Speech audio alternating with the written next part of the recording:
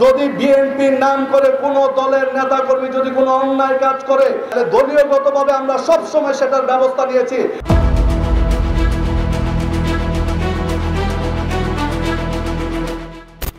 মাশুকুল ইসলাম রাজীব। নারায়ণগঞ্জ ৪ আসনের রাজনীতিতে এক আলোচিত নাম মাশুকুল ইসলাম রাজীব। দলের ভেতর থেকে শুরু করে সাধারণ মানুষের আড্ডা, সবখানেই ঘুরে ফিরে আসে তার নাম। কারণটা সহজ নয়। রাজপথের লড়াই, ত্যাগ, সততা আর মানুষের পাশে থাকা, সব মিলিয়ে তিনি এক অনন্য চরিত্র। রাজীবের গল্প শুরু হয় ছাত্র জীবনে। স্কুলের বেঞ্চে বসা এক কিশোর তখন শহীদ প্রেসিডেন্ট জিয়াউর রহমানকে কাছ থেকে দেখেছিলেন। রাষ্ট্রপতির দাম্ভিকতা ভুলে সাধারণ মানুষের সঙ্গে মিশে যাওয়া সেই দৃশ্য তাকে নাড়া দিয়েছিল। দেশের বাইরে ব্যাঙ্গালোর বিশ্ববিদ্যালয় থেকে পড়াশোনা শেষ করে ফিরেই তিনি সহজ জীবন, উচ্চ বেতনের চাকরি, পরিবারের একমাত্র সন্তানের বিলাসী স্বপ্ন সব ফেলে দিলেন। ঠিক করলেন রাজনীতি তার পথ। সেই পথ ছিল কাঁটায় ভরা।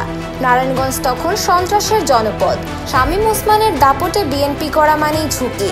রাজীবকে নির্মমভাবে নির্যাতন করা হলো, পায়ে গুলি করা হলো, চিকিৎসার সুযোগও দেওয়া হয়নি। তারপরও থামেননি। একের পর এক ৬৭টি মামলায় তাকে ১২ বার কারাগারের অন্ধকার প্রকোষ্ঠে যেতে হয়, সহ্য করতে হয় অমানসিক নির্যাতন। রাজপথের সংগ্রাম করতে গিয়ে আজও তার পায়ে বুলেটের ক্ষত বহন করে চলছেন রাজীব। কিন্তু লড়াই তাকে শুধু কঠিনই করেনি, করেছে দৃঢ়। ছাত্রদল থেকে শুরু করে জেলা বিএনপির যুগ্ম আহ্বায়ক পর্যন্ত প্রতিটি ধাপে দায়িত্ব এসেছে, আর রাজীব নিখুঁতভাবে তা সামলেছেন।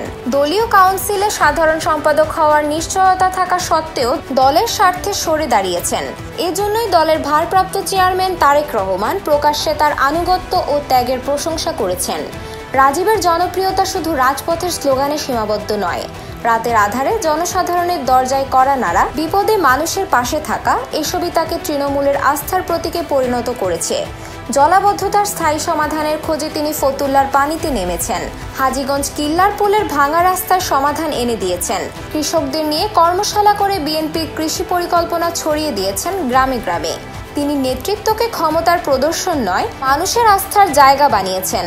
দলকে ঐক্যবদ্ধ করতে অগণিত কর্মী তৈরি করেছেন। থানা থেকে ওয়ার্ড পর্যন্ত সংগঠনকে শক্ত করেছেন।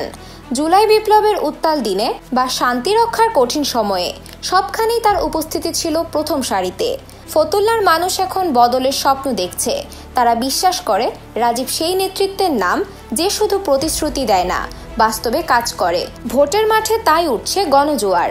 নারায়ণগঞ্জের রাজপথে লড়াকু এই রাজীবকে সমর্থকরা চায় তাদের সংসদ সদস্য হিসেবে।